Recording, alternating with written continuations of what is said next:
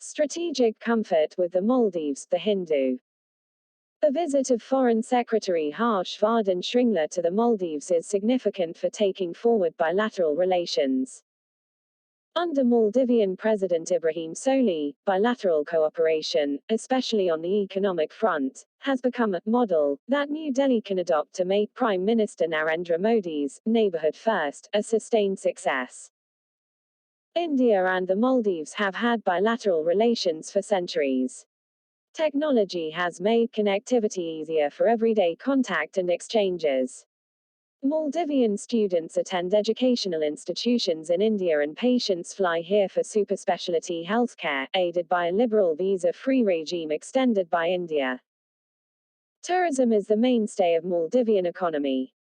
The country is now a major tourist destination for some Indians and a job destination for others.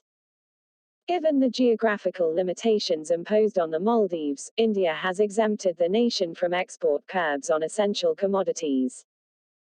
Through the decades, India has rushed emergency assistance to the Maldives whenever sought.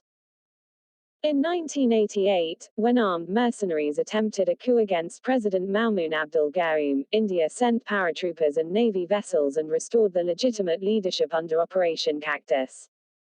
The 2004 tsunami and the drinking water crisis in Male a decade later were other occasions when India rushed assistance.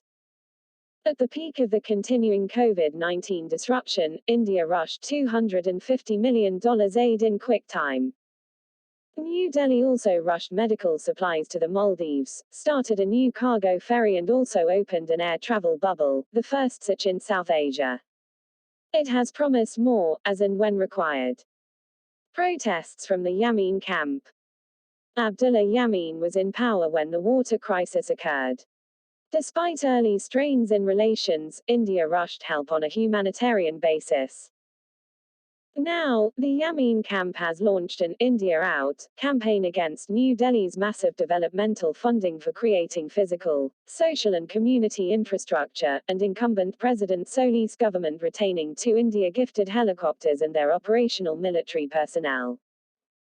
Maldivian protesters recently converted the demand for early release of Mr. Amin, sentenced to 5 years of imprisonment in a money laundering case, pending appeal, into one asking the Solih administration to stop selling national assets to foreigners, implying India.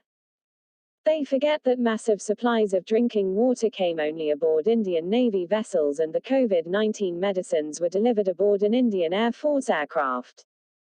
Such assistance helps all Maldivians, including Mr. Amin's supporters. Likewise, the Yamin administration too had deployed the helicopters for humanitarian operations.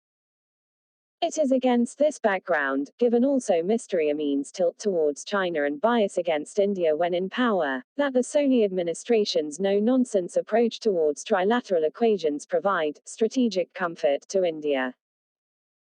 Yet, India should be concerned about the protests as well as the occasional rumblings within the ruling Maldivian Democratic Party, MDP, of Mr. Solih.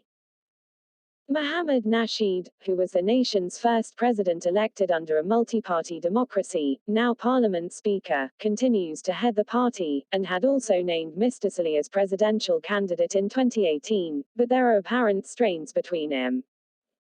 Mr. Nasheed's going public on issues, including corruption charges against ministers, that should have been raised at the highest level could affect the MDP during the run-up to the 2023 presidential polls.